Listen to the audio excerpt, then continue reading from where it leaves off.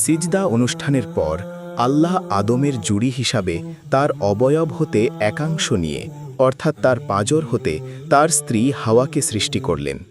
মাটি থেকে সৃষ্টি হওয়া আদমের নাম হল আদম এবং জীবন্ত আদমের পাঁজর হতে সৃষ্টি হওয়ায় তার স্ত্রীর নাম হল হাওয়া।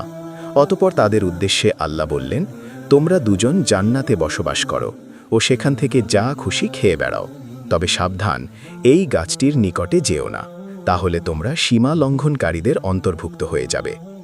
এতে বোঝা যায় যে ফেরেশতাগণের সিজদা কেবল আদমের জন্য ছিল, হাওয়ার জন্য নয়।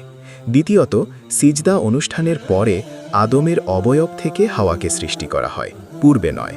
তিনি পৃথক কোনো সৃষ্টি ছিলেন না। এতে পুরুষের প্রতি নারীর অনুগামী হওয়া প্রমাণিত হয়। আল্লাহ বলেন, পুরুষেরা নারীদের ওপর কর্তৃত্বশীল। অতঃপর বহিষ্কৃত ইবলিস তার প্রথম টার্গেট হিসাবে আদম ও হাওয়ার বিরুদ্ধে প্রতারণার জাল নিক্ষেপ করল।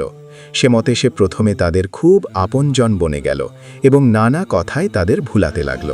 এক পর্যায়ে সে বলল, আল্লাহ যে তোমাদেরকে ওই গাছটির নিকটে যেতে নিষেধ করেছেন তার কারণ হলো এই যে তোমরা তাহলে ফেরেশতা হয়ে যাবে কিংবা তোমরা এখানে চিরস্থায়ী বাসিন্দা হয়ে যাবে। সে অতঃপর কসম খেয়ে বলল যে আমি অবশ্যই তোমাদের হিতাকাঙ্ক্ষী। এভাবেই সে আদম ও হাওয়াকে সম্মত করে ফেলল এবং তার প্রতারণার জালে আটকে গিয়ে তারা উক্ত নিষিদ্ধ বৃক্ষের ফল আস্বাদন করল। ফলে সাথে সাথে তাদের গুপ্তাঙ্গ প্রকাশিত হয়ে পড়ল এবং তারা তড়িঘড়ি গাছের পাতা সমূহ দিয়ে তা ঢাকতে লাগল। আল্লাহ তাদেরকে ডেকে বললেন, আমি কি তোমাদেরকে এ বৃক্ষ থেকে নিষেধ করিনি এবং বলিনি যে শয়তান তোমাদের প্রকাশ্য শত্রু? তখন তারা অনুতপ্ত হয়ে, হে আমাদের পালনকর্তা, আমরা নিজেদের ওপর জুলুম করেছি।